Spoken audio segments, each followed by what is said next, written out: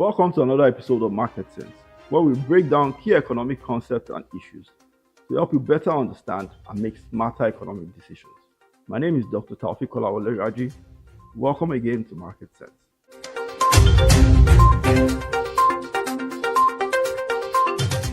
In today's episode of MarketSense, we're going to be touching on a subject that affects every nation, every budget, and even every family, and it's called national debt. Specifically, we're going to be unveiling the Nigeria debt story, what national debt really means, the difference between domestic and foreign debt, why do governments borrow, and how debt hurts or helps an economy. And lastly, we're going to be looking at whether does Nigeria have a debt issue or a revenue issue. Stay tuned, don't go anywhere.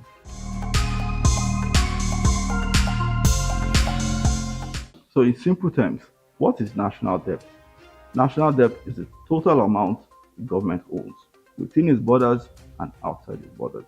It's more like when your expenses are higher than your income. You either cut costs or you borrow. Governments do the same thing. They sell bonds or treasury bills locally, or they borrow externally from the IMF and the World Bank. So when you hear Nigeria's public debt, it includes both domestic and foreign borrowing.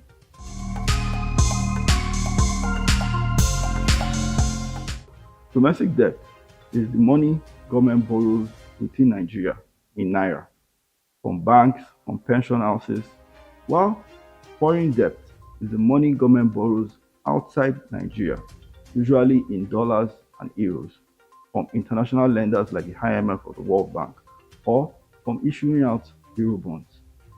But it is important to note that domestic debt affects interest rates and liquidity, while foreign debt carries an exchange rate risk.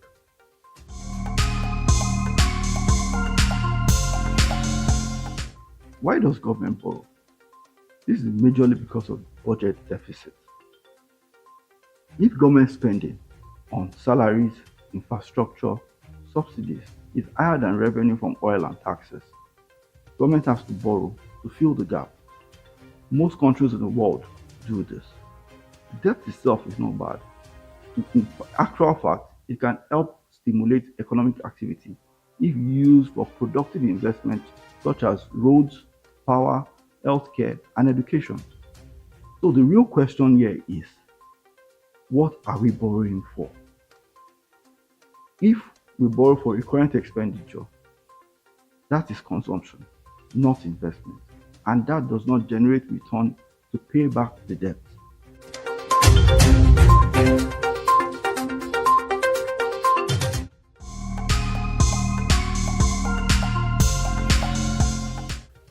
Debt is like fire, useful if controlled, dangerous if spread.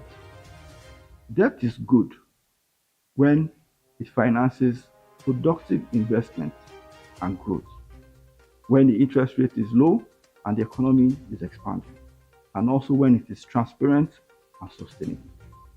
But debt is bad when it funds consumption instead of production, when the interest cost outweighs revenue, and when government keeps borrowing to pay back bad or existing debt. So debt is good when it's for growth.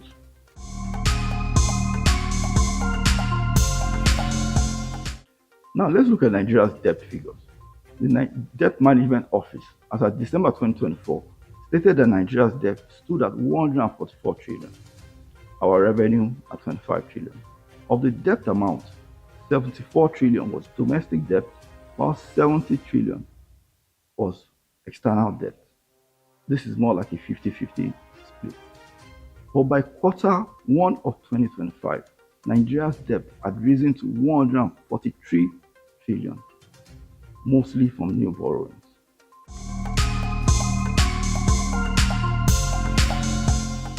Before Nigeria's GDP rebasing, Nigeria's debt to GDP was at 52%.